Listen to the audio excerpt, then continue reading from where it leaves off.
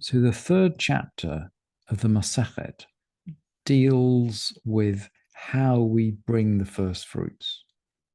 So we've jumped away from the analysis, and now we're back into the process. And presently, we'll go back into the recital of the vidui, the confession of the Bikkurim, but we're going to start right at the beginning. Keitzad mafrishin habikurin. How do you set aside the first fruits? Yored adam b'toch sadehu. This person goes down into his field. Veroe teina shebikra, a fig that's ripened. Eshkol shebiker, a cluster of grapes that ripen. Rimon shebiker, kosh. And in other words, these are all fruits that are ready to go. Kosher, koshro begemi. He ties a rope around it. Ve'omer hare elu bikurim. So he designates it with a marker and with a word, with a statement. And at that point, it's designated bikurim.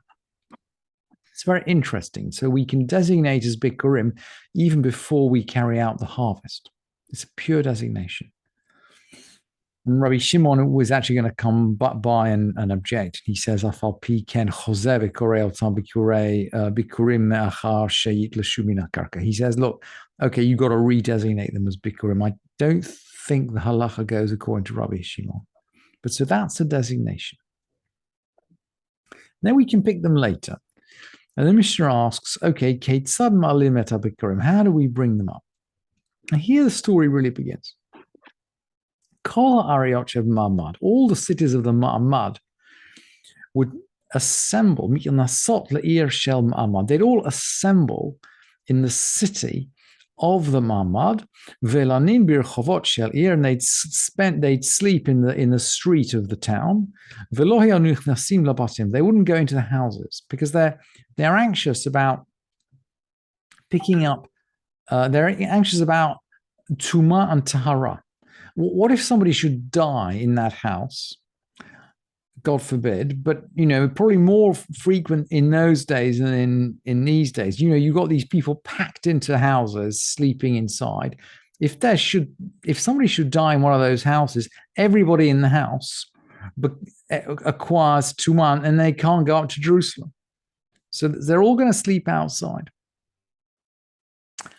And then early in the morning, Vila Mashkim, the officer, Hamuneh, the person that's kind of in charge of the Ma'amad, says, Omer, and how he's going to quote a verse from Jeremiah, Kumu v'na'ale Tzion el Beit Hashem Eloheinu. And this is an extraordinary prophecy from Jeremiah. And I brought you the prophecy on the spreadsheet. It's a prophecy of renewal from Jeremiah. People are going to plant again, they're going to harvest, and then they're going to go up to Jerusalem. It's just as if it's written for Bikkurim. And the question arises, well, what is this Ma'amad? What are the cities of the Ma'amad that assemble in the city of the Ma'amad?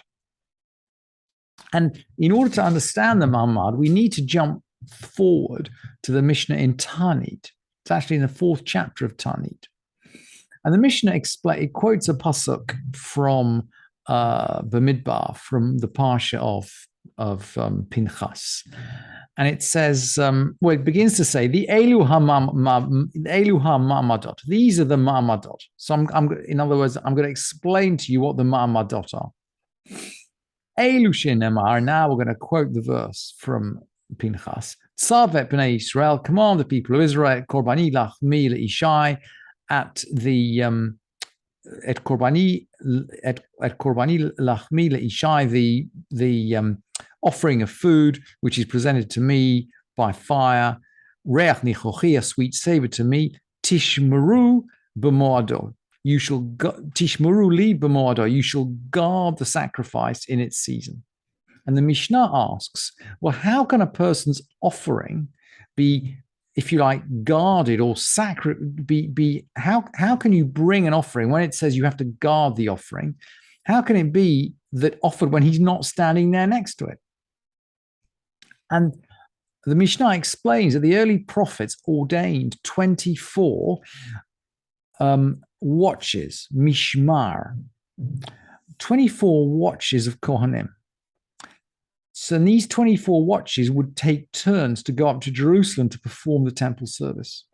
And for each and every mishmar, there was also a ma'amad. And the ma'amad were people of, was everybody. The ma'amar was everybody who would assemble in Jerusalem. It would be composed of Kohanim and Levi'im and Yisraelim. And the Ma'amad of Jerusalem would go with the Kohanim to perform the sacrifice, would go with the Kohanim which were performing the sacrifices. So when the time arrived for a mishmar, for a priestly watch to ascend, the Levi'im and the Kohanim would go to Jerusalem. I guess some of the Yisraelim would go too, but the others would gather in their towns and they'd read from Maseh Bereshit. They'd read from the creation. So these are this is the Ma'amad. It's the group of people who gather together to read, to study Maseh Bereshit during the time when their Kohanim are going up to Jerusalem to perform the temple sacrifice. And then this Mishnah is saying, look, this Ma'amad, the cities of the Ma'amad get together to bring the Bikkurim. So someone doesn't bring Bikkurim by himself.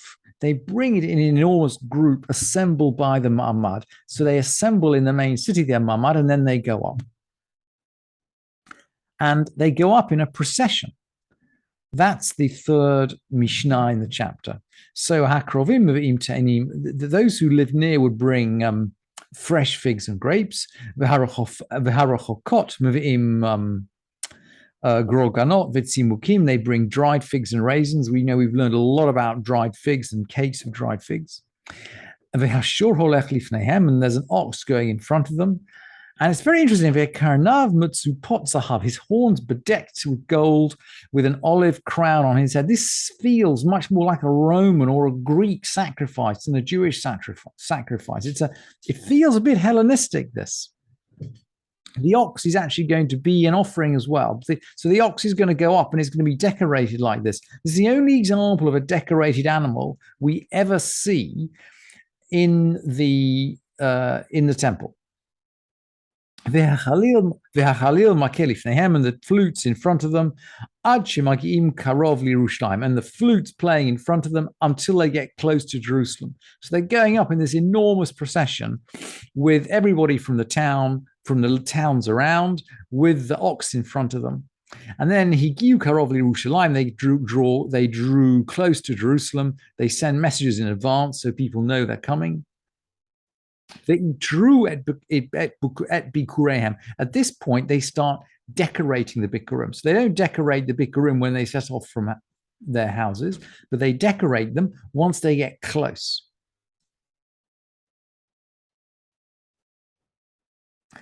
And we're going to learn later in the Mishnah exactly how they we'll find in the next few Mishnah exactly how they decorate them.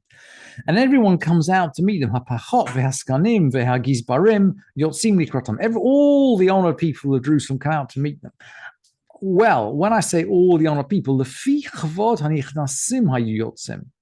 so according to the status of people who arrive, they go out.